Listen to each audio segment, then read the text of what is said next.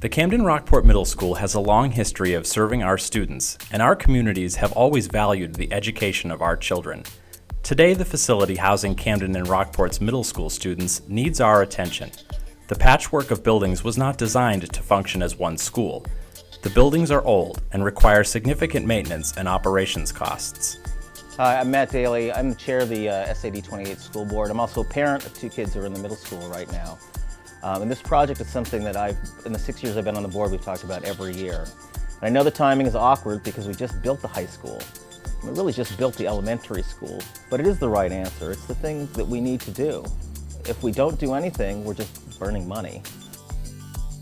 Over the course of the life of a facility, you can expect to put the same amount into it over its lifetime that you spent building it. The existing middle school facility is coming close to that point where we're going to have to dump a lot of money into it in major capital renewal projects. Well, when we started this project, it was an idea that we were going to get some professional help. We're going to tell us what parts of the building we should keep, what should go, how we can move stuff around, what will meet our curriculum. And I expected the hard sell to be the money we needed just to do a renovation. Well, we took a look at how to renovate this building to bring it up to current standards, and to make it a 20 to 50 year usefulness.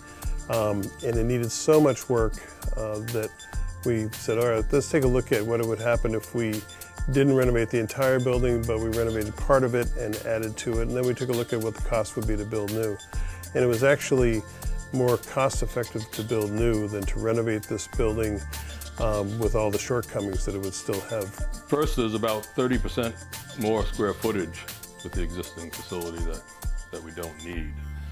So we really can downsize and make a smarter footprint.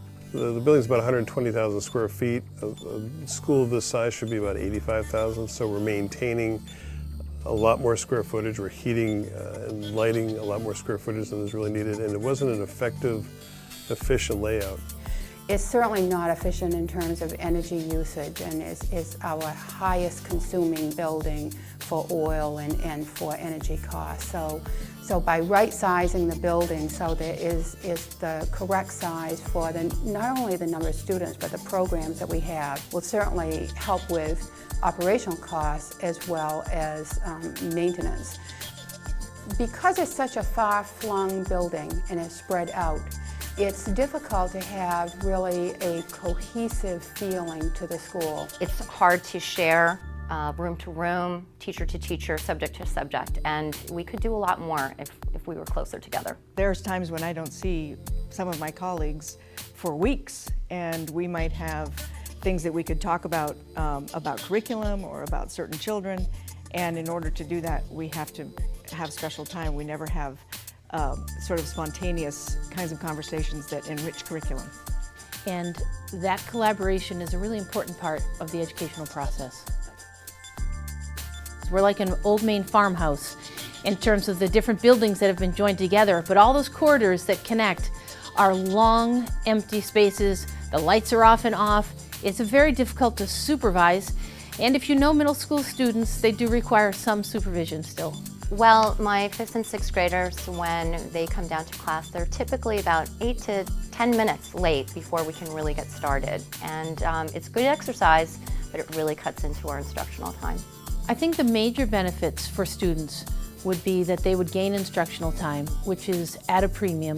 There are a lot of things that students need to learn now that they didn't need to learn before. Instructional time is perhaps the most valuable resource we have. We definitely look at the debt service that we have on not only the community's share of the high school, but also the elementary school.